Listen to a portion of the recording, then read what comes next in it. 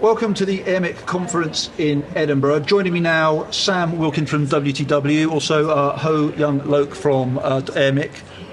We'd like to talk, if we may, about geopolitics, elections. 2024 is the year when I think it's about a third of the entire planet is going to the polls. There's a huge number of elections taking place all around multiple countries, multiple places, multiple jurisdictions. What are the main risks that you think, Sam, that we should be looking out for during this special year? So many of the most consequential polls have already taken place. Actually, while we've been here at this conference, we've seen the polls in Mexico delivering results, India and South Africa. We've got the European Parliament elections just coming up. After that, it's basically the UK in July, and then the lead up to the US in November. So for that period, there are certainly other important elections during that time, but really the U.S. becomes the center of attention, which is where we love to be as Americans, the center of the world's attention. I would say the big risk in the U.S. poll is around globalization, because what has happened over the past 10 years is the Republican Party has shifted to become a party of people who are a majority say the U.S. should disengage from global affairs. And that's largely not because Republicans have changed their mind, but because different people have entered the Republican Party. So independents and Democrats who were anti-globalization didn't have a home in U.S. politics, have now in the Trump era, they have now moved into the Republican Party. And so you've got this Republican Party being a party of people wanting to pull back.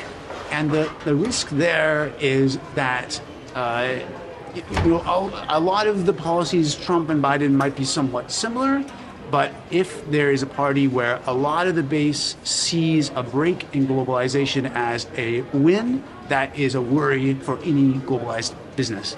I mean, it's obvious to spot the difference when a changing political party, a changing government occurs, and the risks that brings.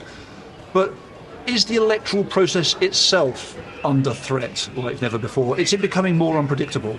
Well, I'd say that to some degree elections have become more unpredictable in countries like the U.S., where you have these really high turnout elections. People who are voting didn't usually vote, and it's very hard for pollsters to kind of predict what they're going to do. The other thing is that elections have just become more consequential because you have, partly because of social media, you have all these candidates who previously would have been denied a platform coming into politics. Often they're populist candidates, often they're candidates who want to rewrite the rules of democracy, or they want to rewrite the rules of globalization. And so when you have these kind of very different, not mainstream candidates coming in, again, let me go back to the US. So Trump is an example, right? He was endorsed by not a single national daily newspaper in his first campaign, but he was able to leverage social media to get into office nonetheless. And now over the past couple of years, amazingly, he's been able to leverage, again, to some extent, social media to be able to remake the Republican Party in his image. And that kind of world where we have candidates who really aren't part of the mainstream, aren't used to the kind of candidates that we're used to seeing now coming into power, that makes elections much more consequential. What about other external factors? I think, for example, in recent weeks we've seen warnings here in the UK, also about the US, about the potential risk posed by cyber intrusion and how other state players, for example, may be looking to destabilize democracy. So that's a good point. I mean, I think in terms of the impact on elections, there are certainly issues with deepfakes. Who knows what AI is going to do? Probably not in this cycle, this year, but I think in coming years that is going to make a huge impact. But I think the bigger implication, and the one that is actually sort of more uncomfortable to face, is that social media has really changed the rules of political debate and who can get into politics in a way that we are really still grappling with. I think a lot of countries are now having debates over how the rules of democracy work.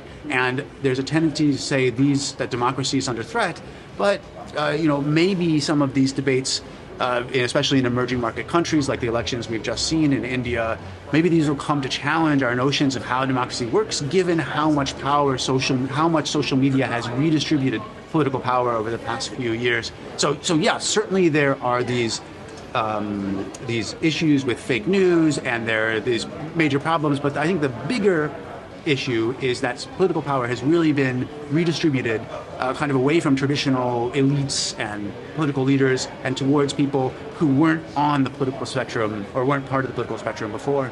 So we're seeing a changing environment. Hoe-Yeong, if I can bring you in at this particular point, how are you, as a representative here of Airmic, helping your partner organisations, helping businesses out there to deal with the changing risks, the changing demographics that we're seeing in the electoral process?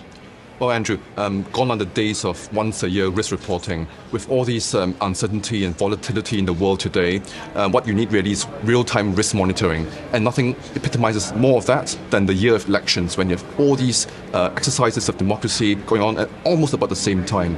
Which is why this year, my colleague Leanne Slade and I, we launched the Airmic Big Question, which is that every Monday morning, Airmic members get an email in their inbox asking them just one survey question. And it could be about geopolitics, it could be about political elections coming up.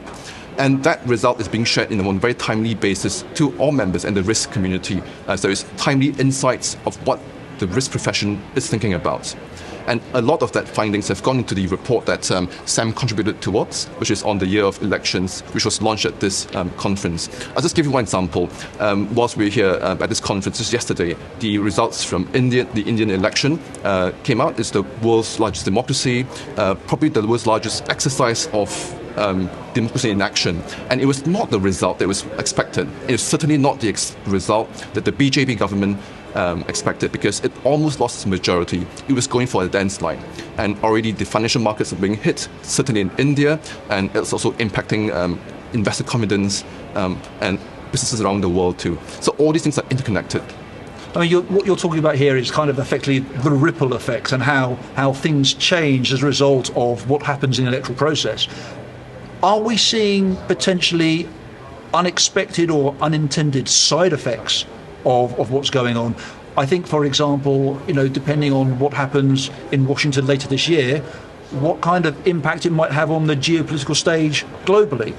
Yes, I can give an example, for example, of the election of Taiwan, which saw a new president who has been known throughout his political career for making pro-independence statements, and that's not something that Beijing thinks very highly about. In fact, it is very worried about those kind of sentiments coming from Taiwan. We see, for example, Chinese fighter jets making more incursions in Taiwanese airspace. Now, depending on what happens in the November elections in the US, that would add additional uncertainty into the mix of decision-making and foreign policy. Sam, Hoe-Yeong, thank you both very much for joining us today. Thank you.